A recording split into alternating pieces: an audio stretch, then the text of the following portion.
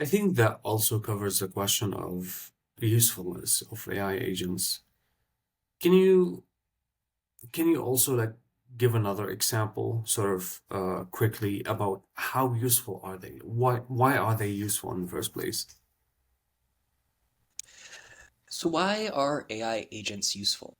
So when you're in a business, there's this idea, like you've probably heard of like Jeff Bezos' idea that you don't want to have a company more than you're able to like share a pizza around Yeah, because there's too much information circulating around and it's like a network, right? There's so many like if you have a company beyond a certain threshold, it basically becomes impossible to know everyone, to know what they're up to know relevant information, to bring everybody onto the same page.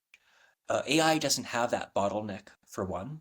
So if you want with the AI, every single node of the company, every single employee of the company can be connected in real time dynamically to every other section, employee, department of the company, so that there's a huge amount of information that can be transferred that's relevant, but usually overlooked just because of a time factor.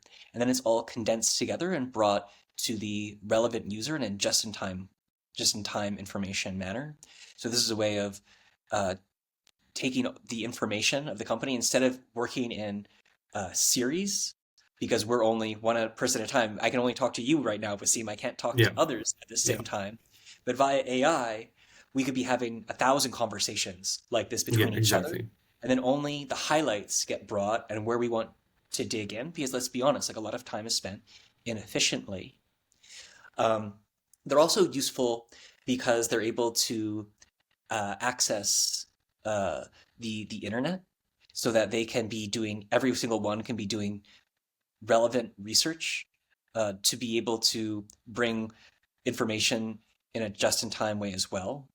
And then where things are really going to be getting interesting is that we can, off of the AI agents, we can create functions for them that can communicate in the software applications and with APIs that almost can become like a pair of hands for them. And really, like the sky is kind of the limit what that can be. Say, for example, I was talking to someone who made an AI agent for their Christmas tree. So what it would do would be every day it would talk and say, uh, is now the right day to turn on the lights, the Christmas tree? And if it's like, like April, like of course it's too early.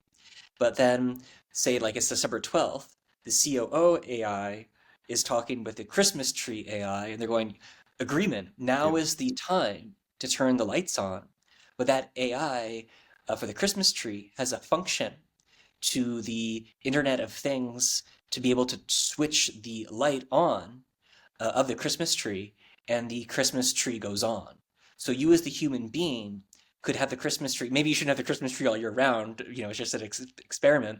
But without doing anything, at an appropriate date of the year, without even you really need to be in the loop, suddenly the Christmas yeah, tree is just going to turn on, based off of a tremendous amount of communication that happens without you needing to be aware of it. yeah. That's beautiful. Okay, my last question would be is more about like the future of AI agents. How do you see the future of AI agents? Well, what I imagine the future of AI agents to be is that I think that every business, small, medium, large, giant, single operator, is going to have a AI agent layer built on top of their org chart, even if you're a company of one.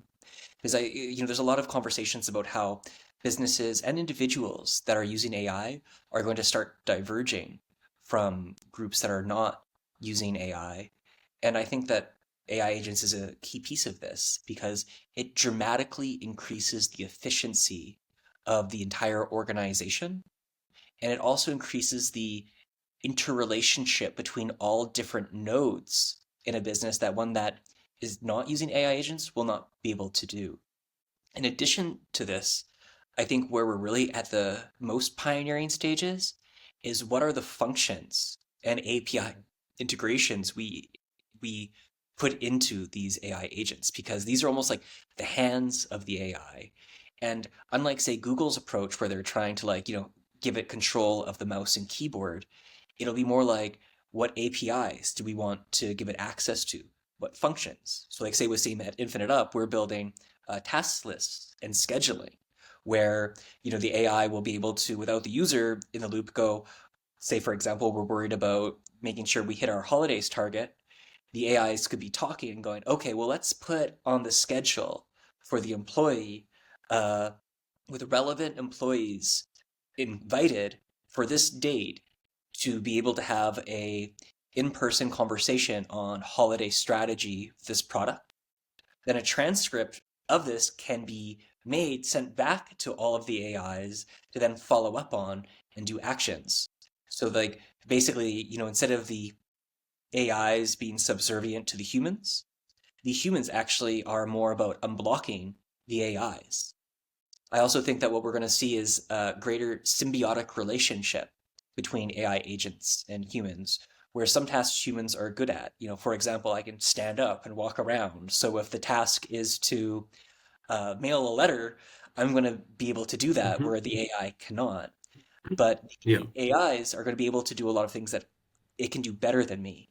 And I think what we're going to see is because one of the powerful things about AIs is it does its actions almost instantly, where human beings often take a long time.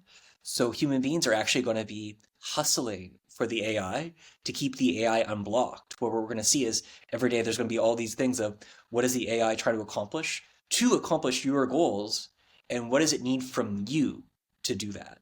And it'll be like a interactive symbiotic relationship of having a real partner, but it's not a partner as in like uh, being separated. It's a partner as in like a real partner where we're better together than separate. Okay. That's been it. Thank you so much, Barrett Nash of Infinite Up, and thanks everybody for listening. See you next Thank you, one. Sam. Pleasure.